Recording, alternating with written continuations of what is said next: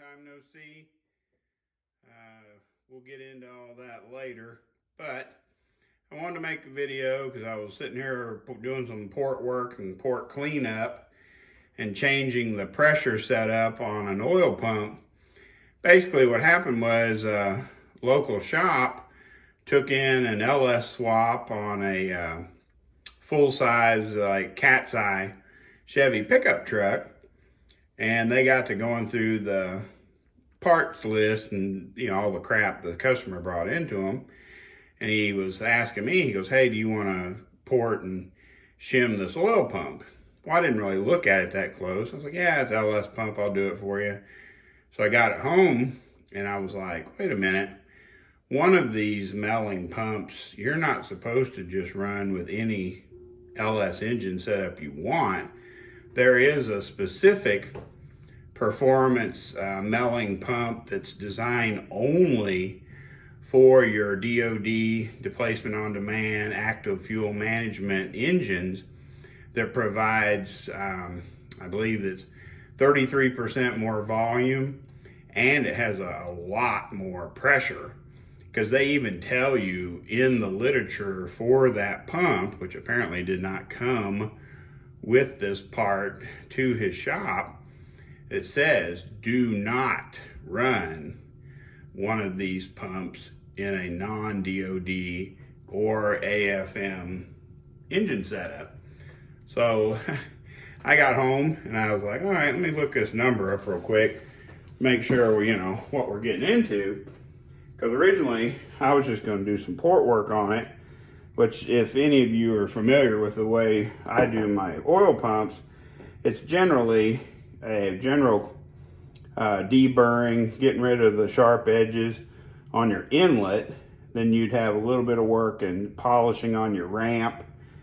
Then you'd come around, because most of the gains I see and most of the work I do is from your deadhead area of your pump in through your exit into the block. So I started, that's the kind of work I usually do, if you guys can see that. But you know what I mean? I open that up so there's zero restriction all the way from the pump gears into the actual engine block. But as luck would have it, I ran that Melling 10355 part numbers, if you guys can see that. So that was a problem, because apparently, and this happens, I think, to more people than you would imagine, where people get all fired up and they start buying parts to build a combo or to build a project. And then over time, as they are collecting their parts, they find out, wow, I've had this part so long, I can't return it now. You know what I'm saying? I know that's happened to me before, because I'm so slow to have the extra funds to do the things I want to do. By the time I actually get it running, I've had parts that I've collected over, more than a year. And if there's a problem with it, generally you can't just return it to where you purchased it, if you're lucky enough to have kept the receipt and all that information. So I contacted the shop and they said, hey, you got a problem, because that 6-liter you're building for your customer, it's not set up for DOD or active fuel management. So we need to try to figure out if we can fix this problem. So, as general processing, when I pull the pump all the way down to do my port and smoothing work, generally on a stock pump, what I'll do is I'll do my same, smoothing of the entry, and this will give you an idea if you can see how small the exit is out of that pump. I'll have to put a light on it here and show you side by side, but I just do my port work, and then generally I shim the factory spring 100 thousandths, which nets, generally it's going to be around 50 pounds of oil pressure at idle, and then 70 plus pounds of oil pressure at higher RPMs. One of the big benefits to shimming your factory spring over raising your pressures for your idle and your with RPM is it also delays the bypass feature. A lot of people don't realize the factory LS oil pumps, they will start bypassing engine oil internally. It varies. Most literatures say around 53 pounds of oil pressure, but I've seen it anywhere between 48 pounds and 53 pounds. So anybody who's revving their engine above 5,500 RPMs, actually about 5,300 RPMs, you're not getting a full vend of oil to your engine bearings, lifters, etc. because you want to see about, I think the minimum you would want to see is 10 pounds of oil pressure per 1,000 RPMs of RPMs your engine's turning. So when you start losing some of your volume of oil because the bypass opens at 53 pounds and you're revving that engine to 5,500 to 6,000 plus RPMs, your oil pump isn't able to keep up with that in an efficient manner because it's shooting oil internally to lower your pressure. When you start looking at oil pumps, you'll find out your spring controls how much pressure you have, and your pump gears control your volume. Sorry about that, guys. But your spring is going to control your pressure. Your gears are what control your volume, okay? But when you start losing pressure, it affects the amount of oil your engine sees. And when you're bypassing internally at, say, 53 pounds of oil pressure, that's not the best case scenario. But let's move on. So basically, I tore the pump down, and I was like, well, I want to see exactly what are all the differences between this Mellings 10355 pump and just your bone stock truck oil pump. So I was like, okay. The first thing we verified was that the cap or the plug that goes to your bypass setup is exactly the same. Then we pulled the springs out and thought, okay, that's a major difference. This little shorter spring is your factory truck oil pump LS, or sorry, Vortec pump relief spring, which is going to bypass oil at or around 53 pounds. Look at this big long spring that comes in that 10355 pump.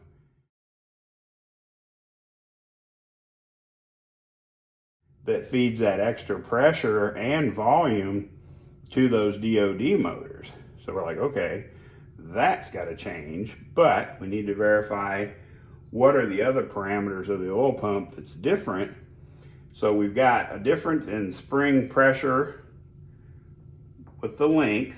So what we're going to do is we're going to run a stock spring with a 100,000th shim. And yes, I'm not even going to say machined, I have hand sanded this steel nut, until it is exactly 100 thousandths thick. Next thing we compared was what I want to call the bypass shuttle. It's considered like a shuttle valve that moves at the end of your spring. They're exactly the same. They are exactly the same. You can measure them with a caliper in height or length, however you want to look at it, diameter, head design, even the little, what do they call those? They're not weep hole, I think, but for lack of a better term, but these little weep holes that are in it, they're the exact same spot. Those parts are interchangeable.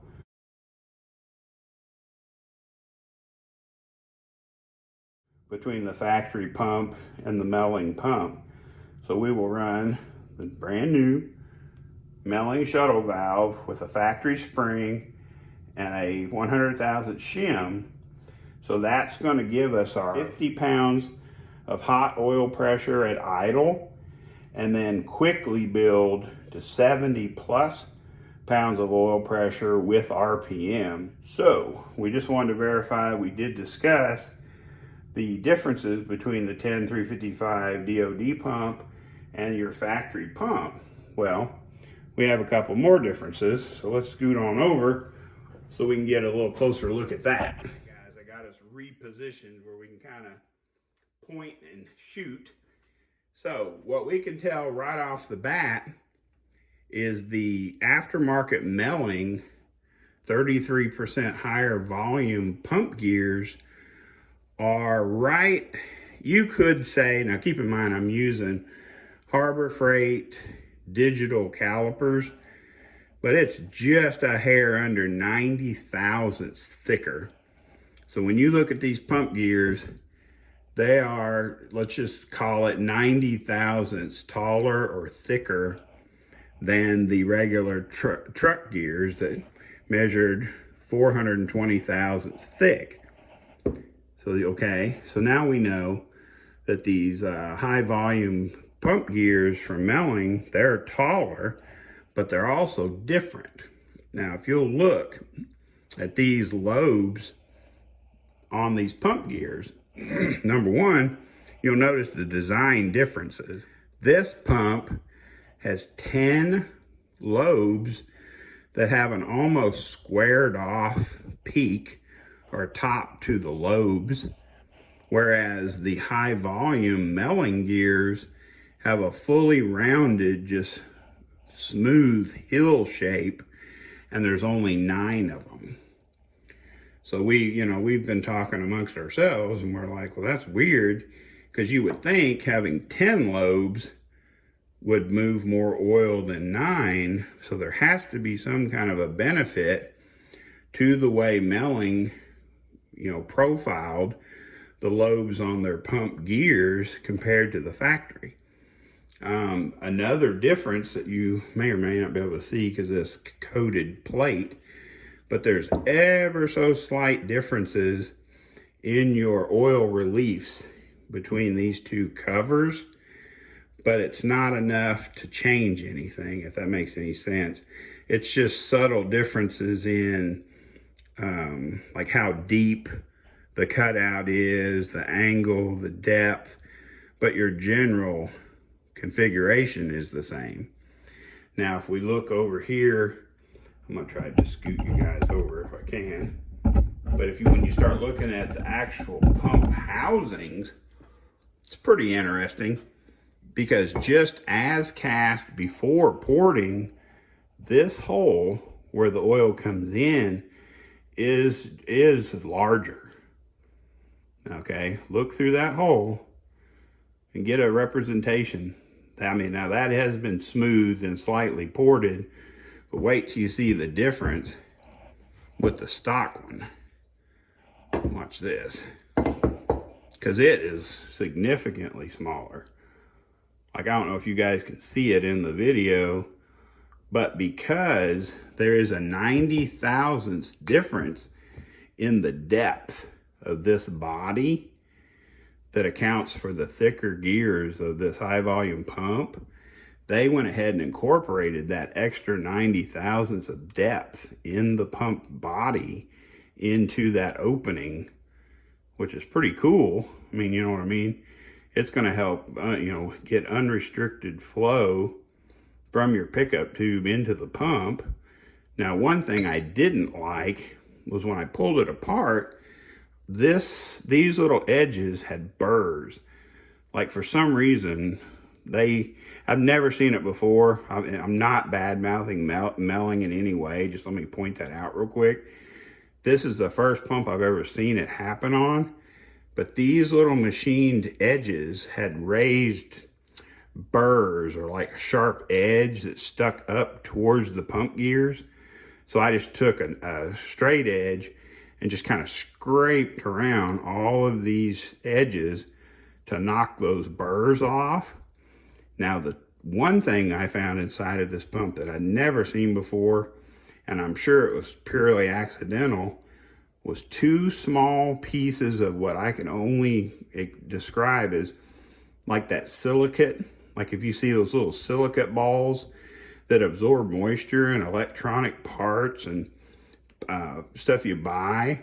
There was 2 of them up here inside of this pump, just sitting inside the pump. Now, I don't know if that happened just by accident, you know, with the person who purchased it, through shipping. I have no clue where those things came from. I'm just really happy that they chose to have this pump ported and blueprinted to make more, you know, to smooth it up a little bit and set the pressures, because, you know, you don't want pieces of silicate being pushed straight into your engine bearings. That would be a bad combo for sure. But I went ahead and let's see if with this light over here, you might be able to see this, how small the exit is on your factory pump. See that? If you look right here, that's where the oil comes out of the pump gears and is forced into your engine block. Okay, you see how far that is from that side, and there's sharp edges all the way around that hole that can be relieved to help the flow. So then when I show you this one, you can kind of get an idea of the kind of work I do to move that hole, both enlarge that hole, move it over to this outer wall, and completely remove every sharp edge and polish that metal to where there's an unrestricted flow all the way out of the main pump body down through all the way where it goes into the engine block. So, I mean, that's, you know, that's just what I do. It's what I've always done to these LS pumps. We've had really good luck with them. With the factory spring and the 100,000 shim, that's providing a very consistent 50 pounds of hot oil, idle oil pressure, and, you know, jumps oil pressure really quick. You know, by the time you're in the RPM, you're going to have 70 plus, you know, pounds of oil pressure, so you're going to be safe to 7,000, you know, plus RPMs if your engine can rev that high. So you want to make sure you have a good unrestricted flow and volume of oil to feed that engine. But I was doing a little bit of work out here. First time I've been really able to make a video, and I'm not going to bore you with all my life dramas, but haven't really been in the mood to make videos. Had a lot of things go wrong, and I might, you know, touch up on it a little bit later on, give you a little bit more information. So there's my video where I'm just talking about doing a little bit of port work on this pump. We're going to try to fix the overpressure situation, and we're going to also recommend to the customer, because they're talking about possibly using this 6 liter in like a burnout competition vehicle. I'm not a burnout competition person, but in my mind, if you're going to be bouncing an engine off a rev limiter for a long period of time, I'm going to recommend they throw an extra quart of oil in the engine, because if you're going to have 33% more volume, you're, you know, in the literature for the Mellings 10355 pump, it tells you need a 6+ oil pan capacity, and it also tells you do not run it on a non-DOD active fuel management setup. But we're confident that if we pull the pressure down to a normal level, we can benefit from the larger gears giving us a little bit more volume. Just so you know that we're not pulling this out of our butts, it used to be a known modification when you're building a small block Chevrolet to run a high volume pump with a standard volume spring or a pressure, high volume pump with a standard pressure spring to keep from overfilling your valve covers with oil from the high pressure. But, so we're not just pulling this out of thin air.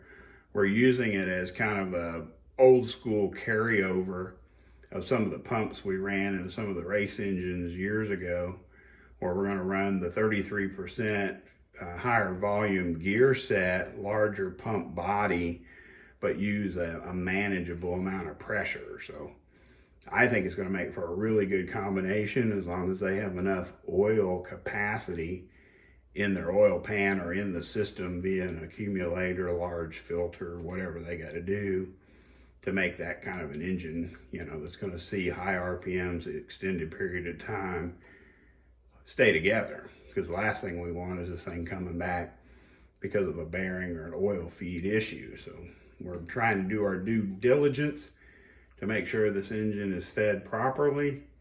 That way it doesn't come back with an irritated customer. So anyway, that's my video on the Mellings 10355 pump, how we are going to make it work with a non-DOD 6-liter build. And I do appreciate you watching the channel. I do have other videos I'd like to get up. I just want to make them where they're easy to follow. And right now I'm having a lot of trouble trying to figure out how to put cylinder head flow data into something that's visually acceptable. And I apologize because I am not a computer whiz and I don't have anyone to help me do that. So I have a bunch of paper printouts of cylinder head flow where I had a set of my cylinder heads flowed that I want to share with everybody. Bear with me. I have confirmation of what my cathedral ports, you know, can flow, and I want to share it with you as soon as I can. So anyway, more information on cylinder head porting to come. Another update on the turbo blazer, because we're changing the torque converter, but it's not for the reason you may think. So please stay tuned, subscribe, share it with your friends. I appreciate you guys watching. We'll see you soon.